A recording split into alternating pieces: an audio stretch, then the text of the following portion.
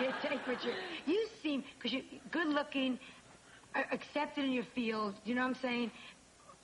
Not an easy life, but a very rewarding life. What's any bad knocks that have come to you at all? Well, yeah, professionally, I haven't had so many, monumental disappointments. I've been in things that flopped, of course, which always hurts. I mean, it really does hurt when you love what you're doing and everybody else doesn't.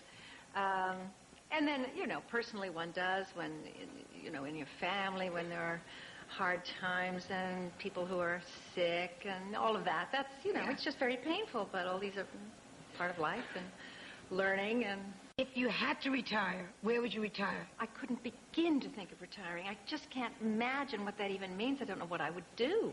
Would you garden? What's your hobby? Well, I love to garden. Yes, that I do. I mean, I go out there and dig and plant, and I love to do all that. Yes, that's great fun, but I couldn't do it all day, Oh, I would go crazy.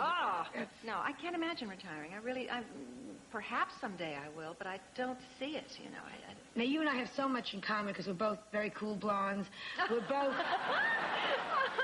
Okay. Your hair moves and mine doesn't. But... What you and I want to go back for a second. We were talking about your career, and you said there's certain things that you do that you're sorry the critics didn't like them, or that you felt weren't acknowledged enough. What's the one, like in my heart, I think the best thing I ever wrote, and the funniest thing I ever wrote, was Rabbit Test, which the critics didn't like, but the college kids, thank God, loved it. But thank God. But you would pick up a review, and you would just go, oh, they don't understand, it's funny, they're wrong. Is there anything you had that you just thought, oh...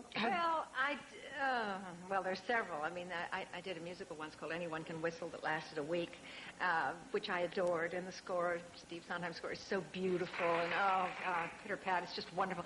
But nobody saw that because we were only there a week. And a movie I did called Wild River, which at the time lay there. Nobody went to see that, with Monty Clift. And I adore that film, and it sort of lay there. Now it's gotten sort of culty, and it shows up here and there, But those pet things, they still live in here, and I still had the experience of doing them, and, I wouldn't give that up for anything. But don't you love when someone will come over to you and say, I saw you in Wild River? Oh, yeah. And you go, oh, yes, yes. You're one of us. Yes, thank there God. are only about 9 of us, yes. Come to my house for Thanksgiving,